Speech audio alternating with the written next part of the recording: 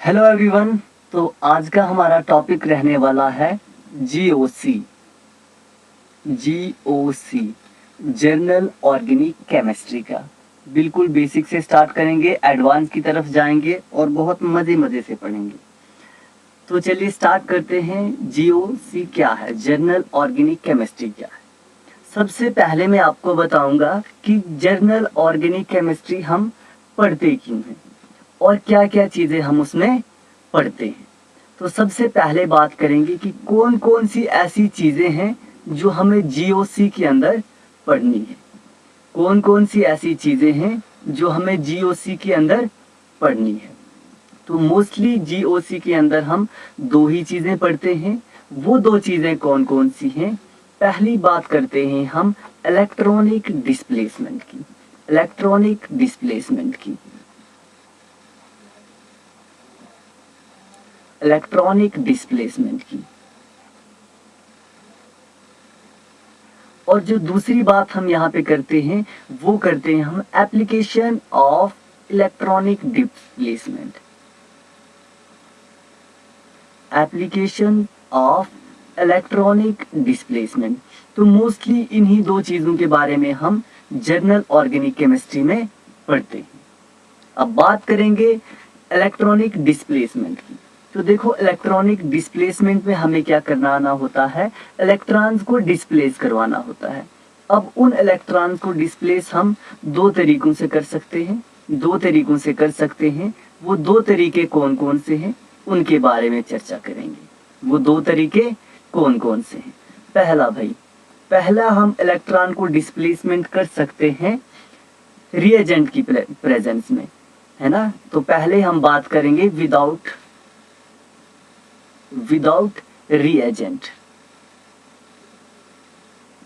Reagent क्या होता है? रिएजेंट सिंपली आपके पास ऐसे मॉलिक्यूल्स होते हैं जो सबस्ट्रेट के साथ बाइंड करते हैं। ये हम सेपरेट चैप्टर में डिटेल में बात करने वाले हैं। फिलहाल इतना याद रखिए कि इलेक्ट्रॉनिक डिस्प्लेसमेंट दो तरीके से होती है। एक रिएजेंट की प्रेजेंस में होगी और दूसरी विदाउट रिएजेंट होगी। तो चलो, हमने पहले लिख दिया है विदाउट रिएजेंट और दूसरे हम लिखते हैं विद रिएजेंट। ये बात हम यहाँ पे करने वाले हैं। अब भाई देखो, रिएजेंट की प्रेजेंस में भी तीन किस्म की इलेक्ट्रॉनिक डिस्प्लेसमेंट होती है। रिएजेंट की प्रेजेंस में भी तीन किस्म की इलेक्ट्रॉनिक डिस्प्लेसमेंट होती है। वो कौन कौन सी है? पहली की बात करेंगे।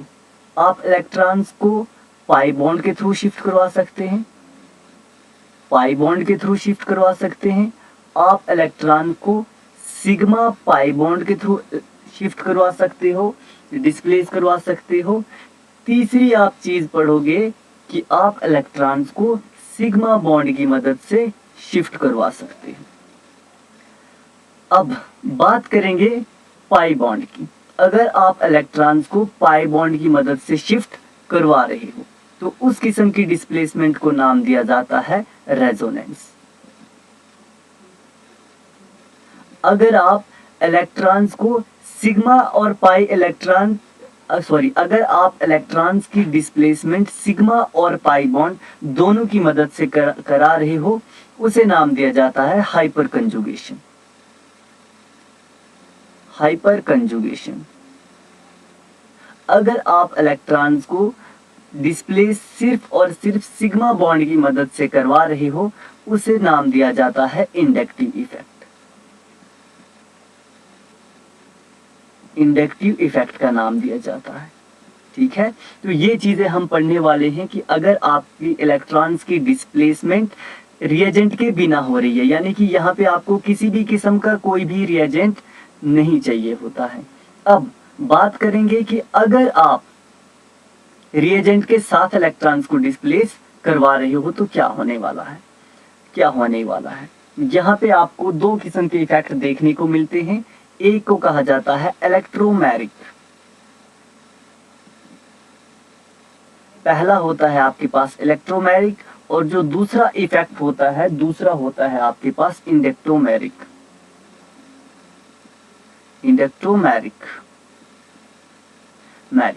ठीक है, इस किस्म से आप ये चीजें समझ सकते हैं। अब जहाँ पे रिएजेंट की जरूरत होती ही नहीं है, उस किस्म की डिस्प्लेसमेंट जब भी कहीं पे भी दुनिया में हो रही है तो वो हमेशा परमानेंट होगी, परमानेंट होगी। इसका मतलब कि जो रेजोनेंस है आपके पास, हाइपर कंजुगेशन है आपके पास और इंडक्टिव इफेक्ट है, ये तीनों के तीनों आपके पास परमानेंट इफेक्ट है। अगर हम रिएजेंट की प्रेजेंस में बात करें, जैसे ही आप रिएजेंट को हटा दोगे आपकी रिएक्शन खत्म हो जाएगी या रिएक्शन होगी ही नहीं। तो इस किस्म के इफेक्ट्स को क्या कहा जाता है? टेम्परेरी, यानी कि ये टेम्परेरी होते हैं, कुछ ही टाइम तक होंगे, टेम्परेरी होंगे। हम डिटेल में बात करेंगे कि रिएजेंट के साथ कैसे होगा या रिएजेंट के बिना कैसे होगा, इन सब चीजों की हम डिटेल में चर्चा करने वाले हैं आगे। अब बात करते हैं एप्लीकेशन ऑफ इलेक्ट्रॉनिक डिस्प्लेसमेंट। तो इसमें क्या क्या हम पढ़ने वाले हैं? इसमें हम तीन चीजों के बारे में पढ़ने वाले हैं, इसमें भी हम तीन चीजों के बारे में पढ़ने वाले हैं। वो तीन चीजें कौन कौन सी हैं? पहली की बात करते हैं। पहले हम पढ़ते हैं इसमें एरोमेटिसिटी के बारे में। एरोमेटिसिटी, दूसरी आप पढ़ते हो acid base chemistry, acid base chemistry, यानी कि एसिड और बेसिस के बारे में भी आप एप्लीकेशन पार्ट में ही पढ़ने वाले हो। और जो तीसरी और सबसे मोस्ट इंपॉर्टेंट चीज है जो हम इसमें पढ़ते हैं वो है आपके पास stability of intermediate. Stability of intermediates.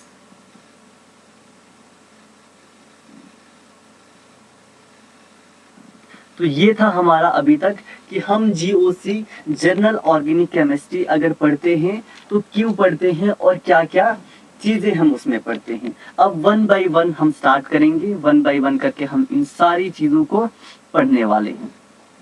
तो स्टार्टिंग करेंगे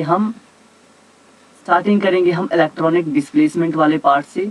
तो चलिए अब देखते हैं कि इलेक्ट्रॉनिक डिस्प्लेसमेंट हमने कहा दो किस्म से होती है, एक विदाउट रिएजेंट यानी कि रिएजेंट कोई भी इन्वॉल्व नहीं होगा, जो दूसरी होगी जिसमें रिएजेंट इन्वॉल्व होगा। तो पहले हम बात करेंगे electronic displacement without reagent. Electronic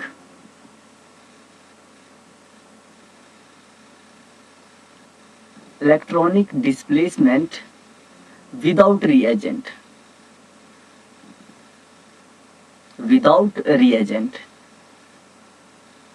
और दूसरी हम बात करेंगे कि रिएजेंट के साथ, यानी कि अगर आपने एक रिएजेंट भी लिया हुआ है किस तरीके से ये काम करने वाला है उसकी बात करते हैं। विद रिएजेंट, या आप लिख सकते हो पूरा चाहो तो लिख सकते हो electronic displacement with reagent. Electronic displacement with reagent,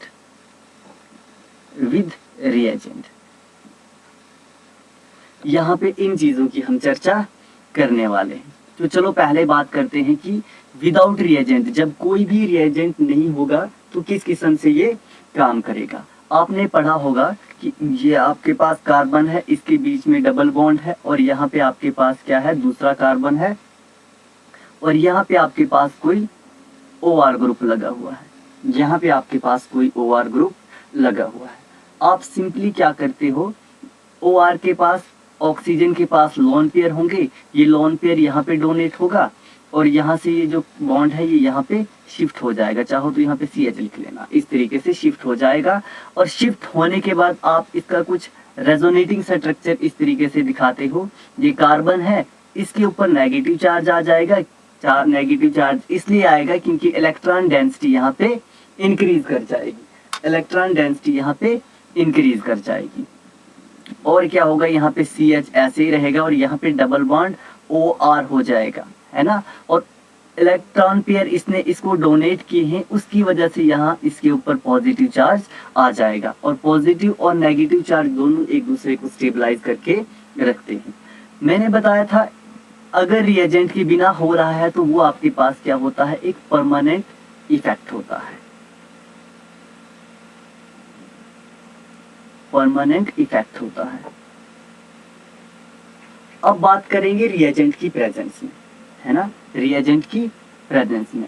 मान लेते हैं कि आपके पास कोई कार्बोनाइल कंपाउंड है, इस तरीके से कार्बोनाइल कंपाउंड है, आपने उसमें किसकी एडिशन कर दी, न्यूक्लियोफाइल की एडिशन कर दी। न्यूक्लियोफाइल की एडिशन करोगे तो हमें पता है कि यहाँ पे इलेक्ट्रॉन डेंसिटी ज्यादा है, जिसकी वजह से इसके ऊपर ऑक्सीजन आपका इलेक्ट्रोनेगेटिव एलिमेंट है, जिसकी वजह से ऑक्सीजन के ऊपर पार्शियल नेगेटिव चार्ज आ जाएगा और कार्बन के ऊपर आपके पास पार्शियल पॉजिटिव चार्ज आ जाएगा। तो न्यूक्लियोफाइल डायरेक्टली यहाँ पे अटैक करेगा और आपके पास कुछ इस तरीके का प्रोडक्ट बन जाएगा, आपके पास कुछ इस तरीके का प्रोडक्ट बन जाएगा, है ना। इस तरीके से यहाँ पे आपका ऑक्सीजन होगा, ठीक है, और यहाँ पे आपका न्यूक्लियोफाइल आके अटैक कर लेगा और यहाँ पे हम बात करें तो कोई दूसरा कंपाउंड होगा। तो इस तरीके से रिएजेंट की प्रेजेंस में ये काम कर सकता है। अब रिएजेंट का मतलब ये नहीं है कि न्यूक्लियोफाइल होगा, रिएजेंट इलेक्ट्रोफाइल भी हो सकता है, रिएजेंट इलेक्ट्रोफाइल भी हो सकता है। इस तरीके से ये आपके पास बेंजीन रिंग है इस तरीके से, और यहाँ पे क्या हुआ, कोई इलेक्ट्रोफाइल आ गया, कोई इलेक्ट्रोफाइल आएगा तो सिंपली आपका इलेक्ट्रोफाइल क्या करेगा, आपका जो पाई बॉन्ड होगा उस पे अटैक करेगा और यहाँ पे आके जुड़ जाएगा। इस तरीके से आप दिखा सकते हैं, ठीक है। ये कंडीशंस हम पूरी पढ़ेंगे बाद में कि कहाँ पे पाई बॉन्ड पे अटैक करेगा, कहाँ पे किस पोजीशन पे अटैक करेगा, ये सारी बाद में पढ़ने वाली बातें हैं, इनको हम आगे डिस्कस करेंगे। तो ये था हमारे पास इलेक्ट्रॉनिक डिस्प्लेसमेंट रिएजेंट के साथ किस तरीके से होता है। तो हमने पहले भी बात की हुई थी कि ये हमारे पास क्या है, एक टेम्परेरी इफेक्ट है, टेम्परेरी इफेक्ट है। अब टेम्परेरी इफेक्ट क्यों है, अगर आप रिएजेंट को हटा देते हो, अगर आप रिएजेंट को हटा देते हो तो किसी भी किस्म का कोई भी इफेक्ट देखने को नहीं मिलेगा, किसी भी किस्म का कोई भी इफेक्ट देखने को नहीं मिलेगा। तो चलो अब हम बात करते हैं पहले वाले स्टेप की, जो हमने बात करी हुई है कि विदाउट रिएजेंट इलेक्ट्रॉन्स का डिस्प्लेसमेंट किस तरीके से होगा। पहला हमने बताया हुआ था आपको कि पाई बॉन्ड के through electronic displacement with pi bond. तो इसमें हमने बात करी हुई थी कि हम किस चीज के बारे में पढ़ते हैं, रेजोनेंस के बारे में, रेजोनेंस के बारे में, ठीक है। रेजोनेंस के बारे में हम यहाँ पे चर्चा करते हैं, रेजोनेंस की बात करते हैं। तो क्या होता है रेजोनेंस, अब उसकी हम डिटेल में बात करने वाले हैं। अब रेजोनेंस को पढ़ने से पहले हमारे माइंड में कुछ क्वेश्चंस अराइज होते हैं। क्या अराइज होंगे, क्वेश्चंस अराइज होंगे। वो क्वेश्चंस क्या क्या हो सकते हैं। पहला क्वेश्चन बात करेंगे, पहले क्वेश्चन की, कि हम रेजोनेंस पढ़ते ही क्यों हैं, हम रेजोनेंस पढ़ते ही क्यों हैं, why we read resonance, read resonance. दूसरा क्वेश्चन आपके माइंड में ये अराइज हो सकता है कि भाई रेजोनेंस होता क्या है, what is resonance, what is resonance. तीसरा क्वेश्चन आपके माइंड में अराइज हो रहा होगा कि भाई अगर रेजोनेंस हो रहा है तो हम कैसे चेक करेंगे कि कैसे रेजोनेंस हो रहा है। यानी कि थर्ड क्वेश्चन आपके माइंड में अराइज होगा, how to check resonance, how to check resonance, check resonance. और जो फोर्थ क्वेश्चन आपके माइंड में अराइज होगा कि अगर रेजोनेंस हो रहा है, हमने पता लगा लिया रेजोनेंस क्या है, किस तरीके से हम चेक कर सकते हैं। और चौथा और लास्ट क्वेश्चन आपके माइंड में अराइज होगा, वो ये अराइज हो सकता है कि where resonance occur, where resonance occur, occur की अगर रेजोनेंस हो रहा है तो वो कहाँ पे हो रहा है।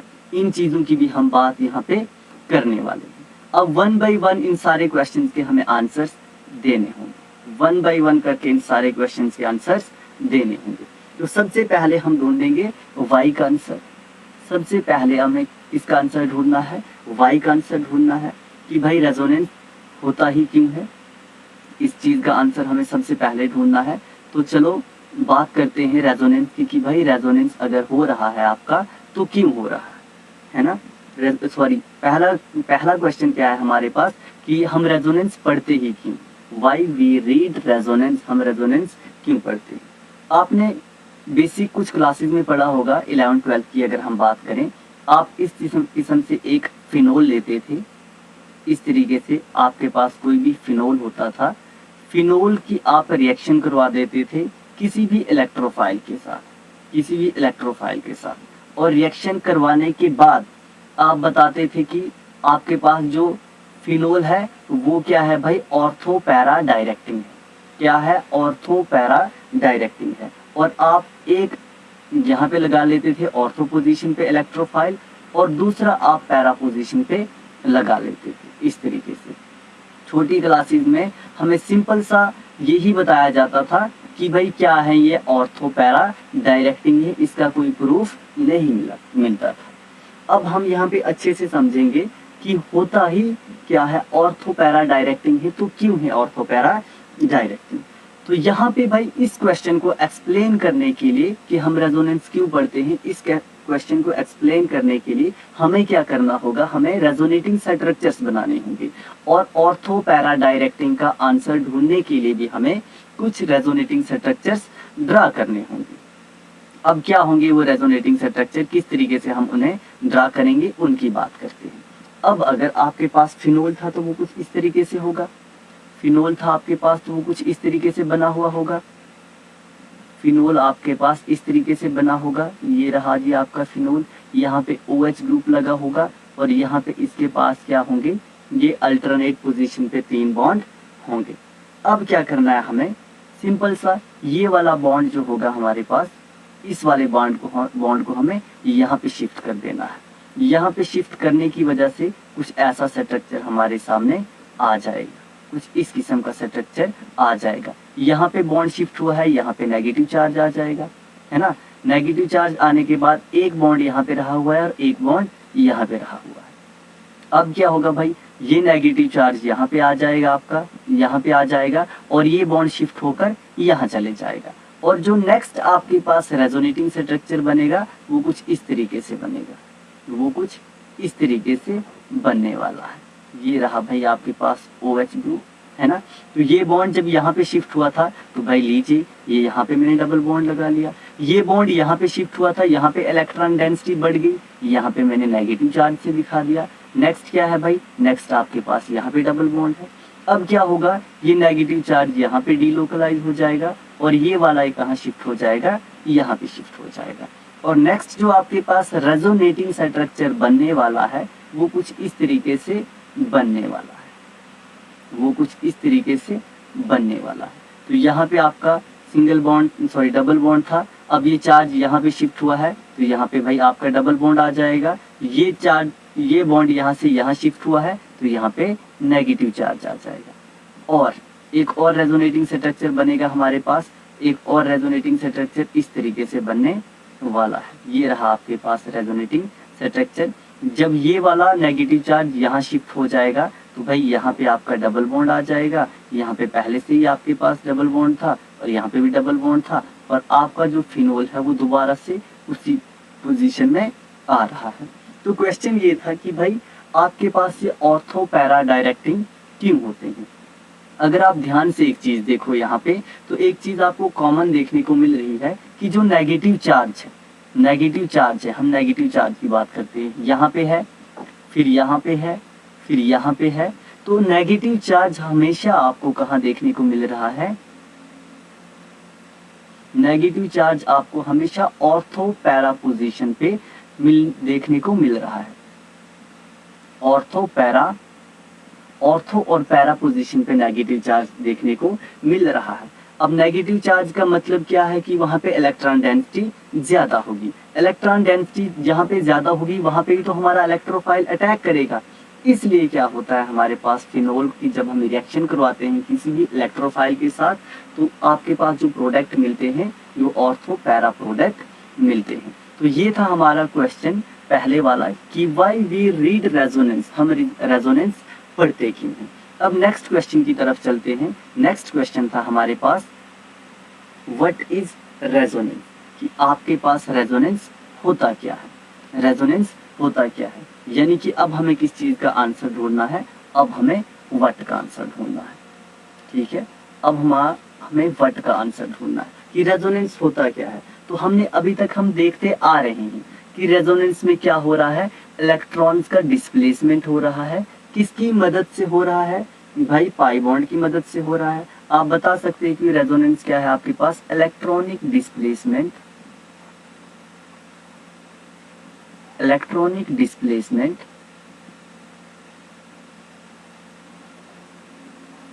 Through pi bond, through pi bond.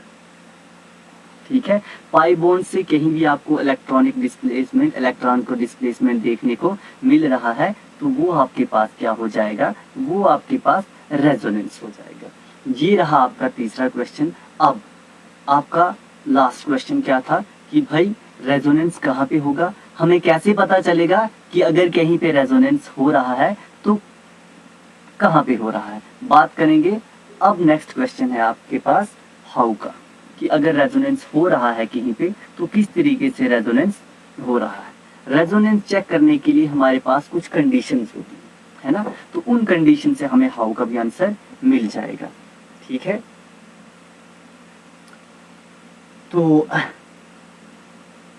हम बात करते हैं अब कि अगर हम बात करें हाउ की बात करेंगे तो उसमें मैंने कहा कि कुछ कंडीशंस होंगी जिन कंडीशंस का हमें ध्यान रखना है।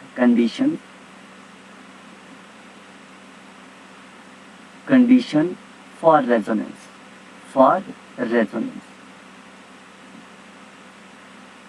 यानी कि अगर हमें रेजोनेंस का पता लगाना है कि रेजोनेंस कहाँ पे हो रहा है तो उसके लिए कुछ कंडीशंस होंगी, जिन कंडीशंस को हमें फॉलो करना होगा, उससे हमें पता चलेगा कि रेजोनेंस कहाँ पे हो रहा है। तो बात करेंगे पहली कंडीशन की, तो पहली कंडीशन ये है आपके पास कि आपके पास अगर आपने रेजोनेंस कहीं पे करवाना है तो वहां पे पी ऑर्बिटल्स का होना बहुत जरूरी है। पहली कंडीशन ये है कि must have p orbital.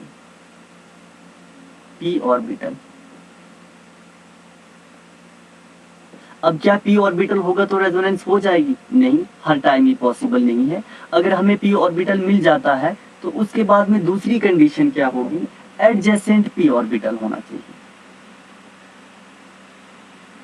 Adjacent p orbital.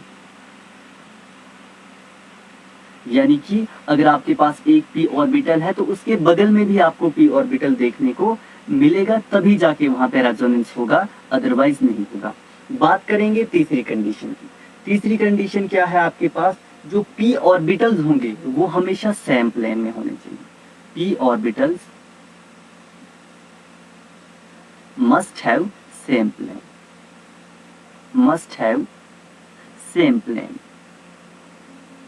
Plane. अगर आपके पास p ऑर्बिटल्स हैं तो वो हमेशा सेम ही प्लेन में होने चाहिए। कैसे, मान लेते हैं हम, ये हमारे पास कोई p ऑर्बिटल है, इस तरीके का हमारे पास कोई एक p ऑर्बिटल है, ये आपके पास p ऑर्बिटल है।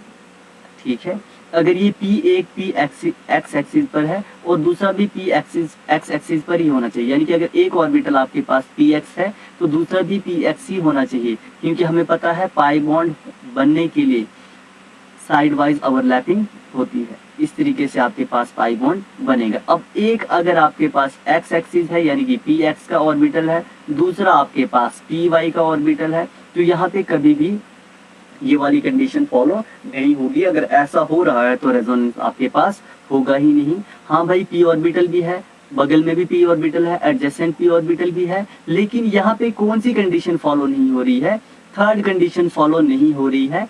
p ऑर्बिटल्स तो हैं लेकिन सेम एक्सिस पर नहीं है, सेम प्लेन्स पर नहीं है।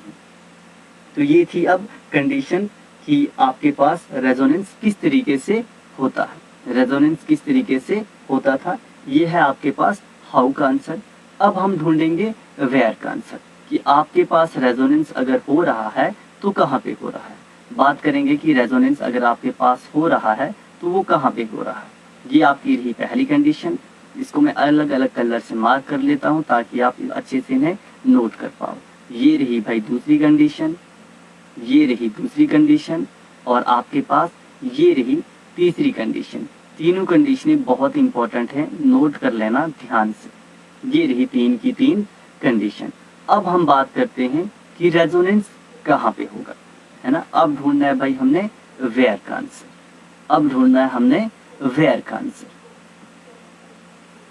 वेयर का आंसर कि अगर रेजोनेंस हो गया, हमें पता चल गया, कंडीशन को फॉलो कर गया, सारी चीजें पता चल गई, तो रेजोनेंस कहाँ पे होगा, इस चीज का पता लगाने के लिए हमें पढ़ना पड़ता है टाइप्स ऑफ रेजोनेंस के बारे में, टाइप्स ऑफ रेजोनेंस के बारे में। यानी कि रेजोनेंस की टाइप्स के बारे में हमें यहाँ पे पढ़ना होगा। पहली टाइप बात करेंगे, पहली टाइप की। तो पहली टाइप है आपके पास lone pair pi bond resonance, lone pair pi bond resonance, pi bond resonance. बात करेंगे हम पहली कंडीशन की, तो पहली कंडीशन है आपके पास lone pair pi bond resonance, इसकी बात हम करने वाले हैं। तो चलिए अब देखते हैं क्या होने वाला है, किस तरीके से ये चीजें काम करने वाली है। आपने पढ़ा होगा या देखा होगा, हमने इन कुछ बेसिक चीजों का आपको पहले से ही आइडिया है, मैं सिर्फ आपको एक वे बताने की कोशिश करूंगा कि किस तरीके से चीजें काम करती हैं। आपने देखा होगा कि भाई ये आपके पास क्या है, कोई एक ए एटम है, उसके पास लोन पेयर अवेलेबल है, उसके पास लोन पेयर अवेलेबल है। तो हमने चेक करना है कि क्या ये रेजोनेंस कर रहा है या नहीं कर रहा है। तो हम रेजोनेंस को दिखाने के लिए सिंपली क्या करते हैं, इन इलेक्ट्रॉन को यहाँ पे शिफ्ट कर देंगे और ये इलेक्ट्रॉन्स यहाँ पे शिफ्ट हो जाएगा, और आपके पास कुछ रेजोनेटिंग स्ट्रक्चर इस तरीके से बन जाएगा। ए के बगल में डबल बॉन्ड आ जाएगा और यहाँ पे क्या आ जाएगा, नेगेटिव चार्ज आ जाएगा। इसने इलेक्ट्रॉन डोनेट किए हैं ए ने, इसकी वजह से उसके ऊपर पॉजिटिव चार्ज आ जाएगा। अब एक्चुअल में हुआ क्या, उस चीज की बात करते हैं कि क्या जो हमने कंडीशंस पढ़ी वो यहाँ पे फॉलो हो रही हैं या फिर नहीं हो रही हैं।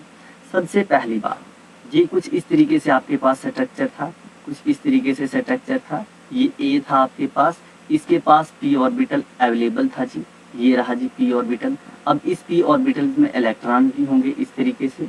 ये था भाई इसके बगल में दूसरा पी ऑर्बिटल, ठीक है। एडजेसेंट पी ऑर्बिटल एम्प्टी होना चाहिए, ये चीज भी आपको याद रखनी है।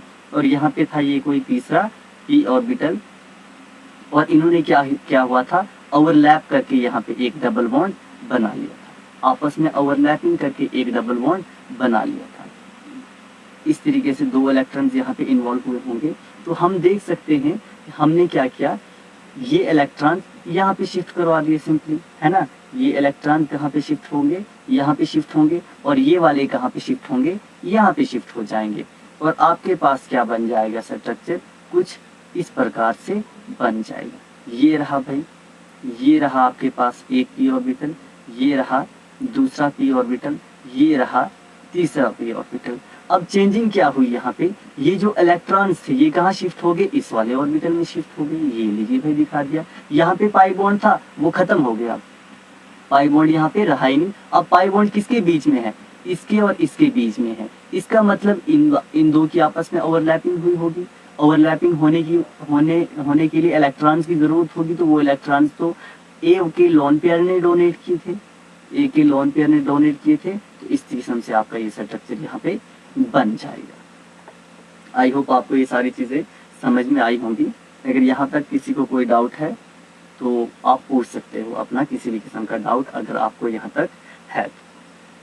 तो अब हम आगे बात करेंगे कि कौन कौन से ऐसे एटम हैं हमारे पास, कौन कौन से ऐसे एटम्स हैं जिनके पास पी ऑर्बिटल होता है, ठीक है। किस किस एटम के पास पी ऑर्बिटल होता है। तो पी ऑर्बिटल अगर हम बात करें, पी ब्लॉक के एलिमेंट्स उनके पास होता है, जैसे आपके पास बोरान है, आपके पास कार्बन है, आपके पास नाइट्रोजन है, आपके पास ऑक्सीजन है, आपके पास फ्लोरीन है। इन सब के पास क्या है, हमारे पास पी ऑर्बिटल है, ठीक है। तो अब यहाँ पे अगर हम इसकी बात करें तो हम कौन सी टाइप पढ़ रही हैं, ध्यान देना है इस चीज पे। हम टाइप पढ़ रहे हैं loan pair pi bond resonance, यानी कि लोन पेयर का होना जरूरी है। तो यहाँ पे लोन पेयर होगा ही नहीं इसके पास, ये इस तरीके का होता है, इसके पास लोन पेयर होता ही नहीं है। अगर हम कार्बन की बात करें तो कार्बन भी इस तरीके से अपने 4 बॉन्ड बनाता है, इसके पास भी लोन पेयर नहीं होता है। इसको थोड़ा मैं दूर दूर लिख लेता हूँ ताकि अच्छे से आप लोग देख पाएं। पहले बात करी थी हमने बोरान की, तो इस तरीके से इसके पास इस तरीके से ये बोरान होता है आपके पास। अगर हम कार्बन की बात करें तो कार्बन आपके पास कुछ इस तरीके से होता है, 4 बॉन्ड बनाता है, कोई लोन पेयर नहीं होता है। बात करेंगे नाइट्रोजन की, तो नाइट्रोजन इस तरीके से 3 बॉन्ड अपने बना लेगा और एक उसके पास क्या रह जाएगा, लोन पेयर रह जाएगा। अब बात करेंगे ऑक्सीजन की, तो ऑक्सीजन के पास 2 अपने बॉन्ड इस तरीके से बनाएगा और 2 उसके पास लोन पेयर रह जाएंगे। बात करेंगे फ्लोरीन की, तो फ्लोरीन अपना इस तरीके से बॉन्ड बना लेगा और 3 फ्लोरीन के पास लोन पेयर रहने वाले हैं। इसका मतलब अब आपको अगर देखना होगा कि पी ऑर्बिटल किसके पास है रेजोनेंस के लिए, तो वो किसके पास है आपके पास, एक तो होगा आपके पास नाइट्रोजन फैमिली में, दूसरा होगा आपके पास ऑक्सीजन फैमिली में और तीसरा होगा आपके पास फ्लोरीन की फैमिली में। ठीक है, यहाँ से आपको आइडिया आ चुका है कि किस तरीके से हम देख पाएंगे कि कहाँ पे रेजोनेंस होगा और कहाँ पे नहीं होगा। अगर कहीं पे हो रहा है तो क्यों हो रहा है, कैसे हो रहा है, इन चीज़ों की अब हम बात करते हैं। तो हमने अभी एक एग्जांपल ले लेते हैं। ये रहा आपके पास एक कंपाउंड, यहाँ पे दो हाइड्रोजन लगा लीजिए इसके साथ में इस तरीके से, और यहाँ पे आपके पास क्या है, डबल बॉन्ड है और यहाँ पे क्या है आपके पास लोन पेयर है। हमें ये देखना है कि क्या यहाँ पे रेजोनेंस हो रहा है या नहीं हो रहा है। अगर हो रहा है तो किस प्रकार से रेजोनेंस हो रहा है। अब देखो लोन पेयर है, सिंपली यहाँ पे लोन पेयर इसको डोनेट कर देगा और ये जो पाई बॉन्ड है ये यहाँ पे शिफ्ट हो जाएगा और कुछ इस तरीके से आपका रेजोनेटिंग स्ट्रक्चर बन जाएगा। ये N इस तरीके से नाइट्रोजन के साथ 2 हाइड्रोजन बिल्कुल ऐसे ही रहने वाले हैं और यहाँ पे डबल बॉन्ड बन जाएगा, यहाँ पे नेगेटिव चार्ज आ जाएगा। नाइट्रोजन के पास इलेक्ट्रॉन्स की कमी हो जाएगी जिसकी वजह से नाइट्रोजन के ऊपर पॉजिटिव चार्ज आ जाएगा। अब ऑर्बिटल देख के हम चेक करते हैं, अभी हमने किया भी था लेकिन एक ही एग्जांपल लेके किया हुआ था, तो अभी हम अच्छे से चेक करेंगे। एक ये रहा भाई, पहले तो ये हमारे पास स्ट्रक्चर था, यहाँ पे हमारे पास नाइट्रोजन था, नाइट्रोजन के पास क्या था, पी ऑर्बिटल था, नाइट्रोजन के पास पी ऑर्बिटल था। ठीक है, ये रहे पी ऑर्बिटल और 2 हाइड्रोजन इसके साथ लगे हुए। ठीक है, यहाँ पे आपके पास दूसरा कोई पी ऑर्बिटल होगा कार्बन के पास इस तरीके से और यहाँ पे कोई तीसरा होगा, ये ऑलरेडी ओवरलैपिंग में इन्वॉल्व होंगे यहाँ पे इस तरीके से, और यहाँ पे 2 इलेक्ट्रॉन्स होंगे ओवरलैपिंग के बाद डबल बॉन्ड बनने के लिए, यानी कि पाई बॉन्ड बनने के लिए। अब यहाँ पे क्या होगा, इसके पास लोन पेयर थे, 2 इलेक्ट्रॉन थे, ये यहाँ पे डोनेट कर देगा। अब देख रहे हो कि एक्सिस दोनों की सेम है, यानी कि ये दोनों, ये अगर मान लीजिए ये और ये, इसको हम पी जेड का नाम दे देते हैं, इसको हम पी वाई का नाम दे देते हैं, तो इसने भी बॉन्ड बनाया हुआ है। ये बाकी ऑर्बिटल इसके, एक तो एस ऑर्बिटल इन्वॉल्व होगा, पी के 3 ऑर्बिटल इन्वॉल्व होंगे। अगर मान लेते हैं पी एक्स होगा और पी वाई ने क्या बनाया हुआ है, सिग्मा पी वाई और पी जेड ने क्या बनाया हुआ है, सिग्मा बॉन्ड बनाया हुआ है, तो पी एक्स यहाँ पे अवेलेबल है, यानी कि एक ही प्लेन में है, तो यहाँ पे रेजोनेंस हो सकती है। अब क्या होगा, इस तरीके से चेंजिंग आने वाली है, ये इलेक्ट्रॉन यहाँ पे शिफ्ट हो जाएंगे और हमारे पास जो स्ट्रक्चर बनेगा वो कुछ इस प्रकार से बन जाएगा। स्ट्रक्चर कुछ इस प्रकार से बनने वाला है। ये रहा भाई, ये रहा आपका स्ट्रक्चर।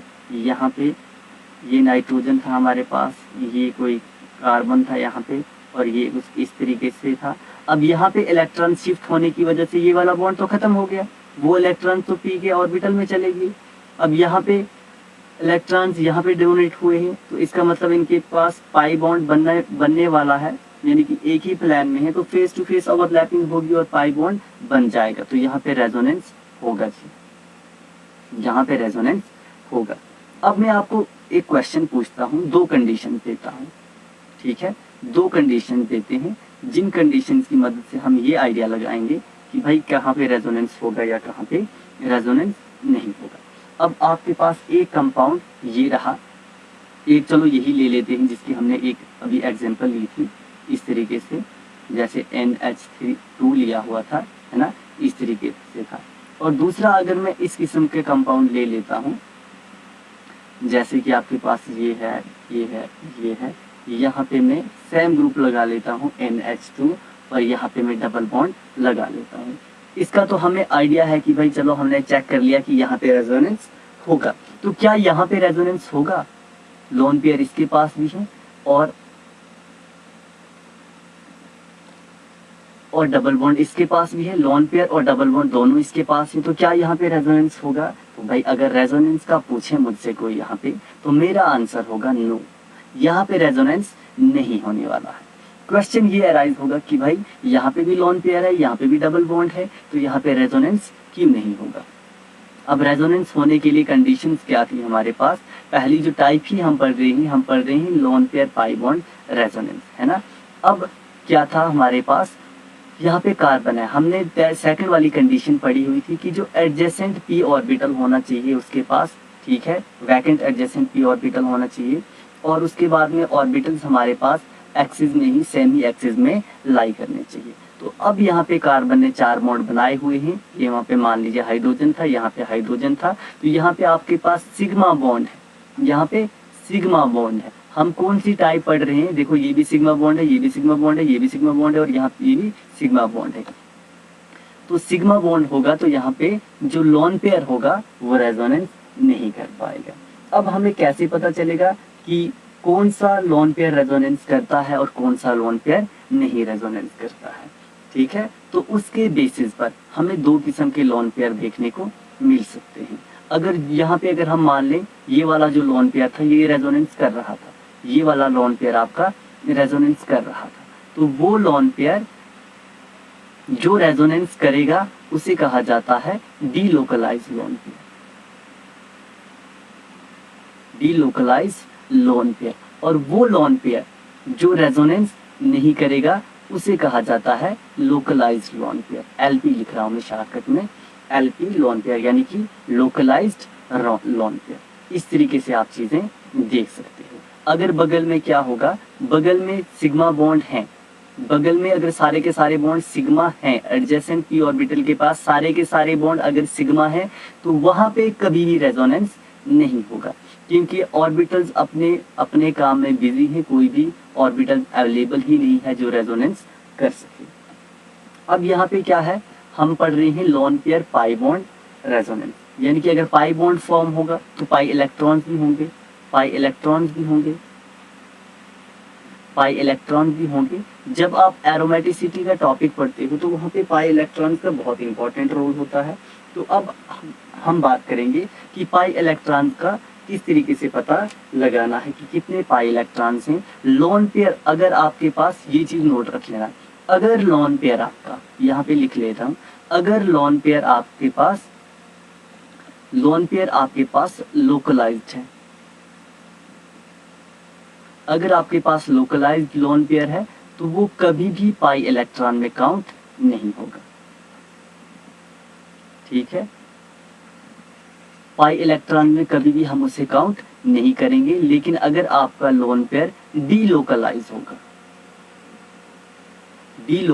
होगा तो उसे हम पाई इलेक्ट्रॉन में काउंट करेंगे, उसे हम पाई इलेक्ट्रॉन में काउंट करेंगे। बस ये चीजें ध्यान रखनी है कि डीलोकलाइज लोन पेयर आपके पास पाई इलेक्ट्रॉन में काउंट होगा, लेकिन जो लोकलाइज्ड लोन पेयर होगा वो आपके पास पाई इलेक्ट्रॉन में काउंट नहीं होगा। चलिए एक एग्जांपल देखते हैं, अब एग्जांपल क्या है आपके पास? एग्जांपल की बात करते हैं। एग्जांपल क्या है आपके पास? कुछ इस तरीके से है। आपने यहाँ पे क्या निकालना है? नंबर ऑफ पाई इलेक्ट्रॉन आपने निकालने। इस तरीके से ऊपर वाली एग्जांपल से हम काम चलाते हैं। NH2 है यहाँ पे इसके पास लोन पेयर है, यहाँ पे पाई बॉन्ड है। और जो दूसरे वाला मैं आपको कुछ इस तरीके से देता हूँ। इन दोनों को ही चलो कंपेयर करते हैं। दूसरे वाला आपके पास ये था, यहाँ पे क्या था आपके पास? NH2 था, इसके पास भी लोन पेयर था। और यहाँ पे आपने क्या निकालने हैं? नंबर ऑफ पाई इलेक्ट्रॉन्स निकालने हैं। तो यहाँ पे क्या हो रहा है? ये लोन पेयर यहाँ चले जाएगा और यहाँ पे इस तरीके से ये रेजोनेंस कर देगा। इसका मतलब जो यहाँ पे लोन पेयर है वो क्या है आपके पास? डीलोकलाइज लोन पेयर है। लेकिन जो ये वाला लोन पेयर है वो यहाँ पे बगल में सिग्मा बॉन्ड है, रेजोनेंस नहीं होगी। और ये वाला लोन पेयर हो जाएगा आपके पास लोकलाइज्ड लोन पेयर। ठीक है, तो मैंने पहले ही बता दिया कि जो लोकलाइज्ड लोन पेयर होगा उसे हम पाई इलेक्ट्रॉन में काउंट नहीं करते हैं। तो यहाँ पे अगर हम टोटल पाई इलेक्ट्रॉन्स की बात करें तो 2 और 2 हो गया 4 पाई इलेक्ट्रॉन्स होंगे। और यहाँ पे अगर हम पाई इलेक्ट्रॉन की बात करें तो एक ही जगह आपको पाई इलेक्ट्रॉन देखने को मिल रहे हैं, एक ही बॉन्ड में, इसका मतलब यहाँ पे 2 पाई इलेक्ट्रॉन्स है। आई होप आपको ये सारी चीज़ें समझ में आ चुकी होंगी। तो अगर सारी चीज़ें समझ में आ चुकी हैं तो अब करते हैं इन पे कुछ थोड़े से क्वेश्चंस करते हैं। ये रहे भाई, पहले आप खुद से ट्राई करोगे, उसके बाद में मैं बताऊंगा। क्वेश्चन क्या होगा, आपने फाइंड करना है, find the number of pi electron and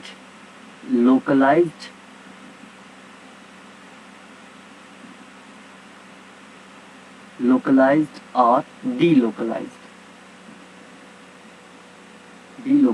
lone pair. आपने क्या करना है, पहली चीज तो आपने देखनी है कि पाई इलेक्ट्रॉन का नंबर फाइंड करना है कि टोटल कितने नंबर ऑफ पाई इलेक्ट्रॉन्स हैं, और दूसरी चीज आपने देखनी है कि जो लोन पेयर है वो लोकलाइज्ड है या डीलोकलाइज्ड है। तो एक्चुअल में आपको पता इन्हीं चीजों से चलेगा। अगर आपको पता चल जाता है लोन पेयर लोकलाइज्ड है या डीलोकलाइज्ड है, तभी जाके आप बड़ी आसानी के साथ पाई इलेक्ट्रॉन के नंबर को निकाल सकते हैं। ये रही आपके पास पहला क्वेश्चन ये है आपके पास, ये रहा भाई, ये रहा आपके पास पहला क्वेश्चन। क्या हो गया भाई, ये रहा आपके पास पहला क्वेश्चन। तो पहला क्वेश्चन कुछ इस तरीके से है भाई, आपके पास इस तरीके से है। इसको थोड़ा यहाँ पे रब कर देता हूँ, यहाँ पे लगा लो कोई एटम लगा लेते हैं भाई। यहाँ पे हम नाइट्रोजन रख लेते हैं, उसके साथ में कोई हाइड्रोजन भी रख लेते हैं। इस तरीके से बॉन्ड बनाया हुआ होगा। आप इसका आंसर ढूंढे फर्स्ट क्वेश्चन का, तब तक मैं सेकंड क्वेश्चन भी यहाँ पे लिख लेता हूँ। ये रहा आपके पास सेकंड क्वेश्चन, ये रहा आपके पास सेकंड क्वेश्चन। तब तक आप फर्स्ट क्वेश्चन का आंसर ढूंढ लीजिए, ताकि मुझे आइडिया हो पाए कि आप लोगों को कितना समझ में आया हुआ है, कितनी चीज़ें आपको समझ में आई हुई। इन सारी चीज़ों पे आप ध्यान दीजिए। यहाँ पे NH2 ही लगा लेते हैं, इसके पास भी लोन पेयर होगा, इसके पास नाइट्रोजन कहीं पे भी आपको दिखे, अगर लोन पेयर नहीं मेंशन है इसका मतलब उसके पास लोन पेयर होगा ही होगा। इस चीज़ का आपको ध्यान रखना है। ये रहा भाई, नेक्स्ट रहा आपके पास, ये रहा भाई। यहाँ पे हम चलिए यहाँ पे ही लगा लेते हैं, और यहाँ पे हमने क्या कर दिया, कोई NH2 ग्रुप लगा लिया है भाई, इस तरीके से। ठीक है, इस तरीके से। नेक्स्ट अगर हम बात करेंगे, चलिए इस तरीके से है। ये रही कुछ आपके सामने एग्जांपल्स। जल्दी से जल्दी आप इन एग्जांपल्स को करके मुझे आंसर बताएंगे कि कहाँ पे भाई आपका लोकलाइज्ड लोन पेयर है और कहाँ पे आपके पास डीलोकलाइज्ड लोन पेयर है, और कहाँ पे कितने नंबर ऑफ पाई इलेक्ट्रॉन्स है। तो चलिए हम बात करते हैं सॉल्यूशन की। सबसे पहले यहाँ पे क्या है, आपके पास नाइट्रोजन है, यहाँ पे आपके पास नाइट्रोजन है भाई। बात करते हैं, यहाँ पे आपके पास नाइट्रोजन है, तो नाइट्रोजन यहाँ की तरफ ये रेजोनेंस कर सकता है ना, और ये यहाँ चले जाएगा। अगर यहाँ की तरफ करेगा तो सेम कंडीशन फॉलो होगी। इसका मतलब जो नाइट्रोजन का लोन पेयर है वो आपके पास डीलोकलाइज्ड है ना। डीलोकलाइज्ड लोन पेयर होगा तो इसका मतलब वो पाई इलेक्ट्रॉन में काउंट होगा। तो 2 और 2 हो गया 4 और 2 हो गया 6। टोटल कितने पाई इलेक्ट्रॉन हैं भाई, यहाँ पे पाई इलेक्ट्रॉन कितने हैं, 6 पाई इलेक्ट्रॉन। पहले हम इस ऊपर वाले नाइट्रोजन की बात करते हैं। तो यहाँ पे देखो भाई रेजोनेंस हो रहा है, क्यों नहीं हो रहा है, अच्छे से हो रहा है इस तरीके से। इसका मतलब ये आपके पास क्या है, डीलोकलाइज्ड लोन पेयर है। डीलोकलाइज्ड लोन पेयर है, इसका मतलब वो पाई इलेक्ट्रॉन में काउंट होगा। टोटल कितने हैं, 1 2 3 4 5 6 7 8। टोटल कितने हो गए इस वाले नाइट्रोजन के अगर एस्पेक्ट में हम देखें तो 8 पाई इलेक्ट्रॉन्स हो जाएंगे। अगर हम इस वाले के एस्पेक्ट में देखें तो यहाँ पे रेजोनेंस नहीं हो रहा है। रेजोनेंस नहीं हो रहा होगा तो आपका जो लोन पेयर होगा वो लोकलाइज्ड होगा। लोकलाइज्ड होगा तो वो पाई इलेक्ट्रॉन में काउंट होगा ही नहीं। अगर इसके एस्पेक्ट में अगर हम देखें तो टोटल 6 पाई इलेक्ट्रॉन है। टोटल कितने पाई इलेक्ट्रॉन से, 6 पाई इलेक्ट्रॉन से। अब अगर हम इसकी बात करें तो ये यहाँ चले जाएगा, है ना, और यहाँ पे कोई है ही नहीं बगल में। इसका मतलब यहाँ पे रेजोनेंस नहीं होगा। इसका मतलब यहाँ पे रेजोनेंस नहीं होगा, है ना, ये बिल्कुल गलत हो जाएगा, रेजोनेंस होगा ही नहीं यहाँ पे। रेजोनेंस नहीं होगा तो इसका मतलब ये लोन पेयर कौन सा है आपके पास, ये आपके पास लोकलाइज्ड लोन पेयर है। अगर टोटल पाई इलेक्ट्रॉन को अगर हम काउंट करेंगे तो कितने हो जाएंगे, 2 पाई इलेक्ट्रॉन्स हो जाएंगे। ठीक है, बात करते हैं यहाँ पे भी आपका जो लोन पेयर है वो रेजोनेंस में इन्वॉल्व नहीं हो रहा है, इसका मतलब वो आपके पास लोकलाइज्ड लोन पेयर है। लोकलाइज्ड लोन पेयर होगा तो वो पाई इलेक्ट्रॉन में काउंट नहीं होगा, तो टोटल 2 और 2 कितने हो जाएंगे, यहाँ पे 4 पाई इलेक्ट्रॉन्स हो जाएंगे। तो चलो कुछ होमवर्क मैं आपको करने के लिए दे देता हूँ, वो आपको करके लाना है। तो कुछ इस तरीके से है ये, ठीक है, ये यहाँ पे नाइट्रोजन लगा देते हैं, ठीक है, इस तरीके से है, इस तरीके से है आपके पास, ये रहा भाई, इस तरीके से है। आपने इसमें लोन पेयर निकालना है, ठीक है, लोन पेयर निकालना है, यानी कि लोकलाइज्ड है या डीलोकलाइज्ड है, और दूसरी चीज पाई इलेक्ट्रॉन्स को भी फाउंड करना है कि कितने नंबर ऑफ पाई इलेक्ट्रॉन्स हैं। चलो भाई ये लीजिए, दूसरी एग्जांपल रही आपके सामने, ये दूसरी एग्जांपल रही भाई आपके सामने, ये रही आपके पास दूसरी एग्जांपल, NH2 है ये रही भाई आपके पास दूसरी एग्जांपल। इस तरीके से कर लेना भाई, इस तरीके से भाई, इस तरीके से भाई ये कर लेना। उसके अलावा आप ये कर लेना भाई, उसके अलावा आप ये कर लेना इस तरीके से, ये रही, ये रहा भाई, ये रहा भाई, यहाँ पे NH2 ले लो भाई, ये रहा भाई, इसको निकाल लो भाई। यहाँ पे आप फाइंड कर लो भाई टोटल कितने पाई इलेक्ट्रॉन प्रेजेंट हैं। तो इन सारी चीज़ों को, ये 3 होमवर्क क्वेश्चन हैं, अगर आप इनको सॉल्व कर पाते हो बहुत अच्छा है, अगर सॉल्व नहीं कर पाओगे तो कमेंट में जाके बता देना कि सर ये क्वेश्चन सॉल्व नहीं हो पाया है। तो कंटिन्यूअसली बने रहिएगा, बहुत अच्छे लेवल पे हम यहाँ पे पढ़ने वाले हैं। GOC कोशिश करेंगे कि आपके पास जो IIT जैम या फिर आपके पास DU BHU या जितने भी सेंट्रल यूनिवर्सिटी के एंट्रेंसेस होते हैं उनके ओरिएंटेड आपको चीज़ें करवाई जाएंगी। तो इसलिए आप बने रहना, हम आगे नेक्स्ट टॉपिक अपना कल से करने वाले हैं हर दिन। तो आज का टॉपिक यहाँ पे ही समाप्त करते हैं। थैंक यू सो मच, मिलते हैं नेक्स्ट लेक्चर में।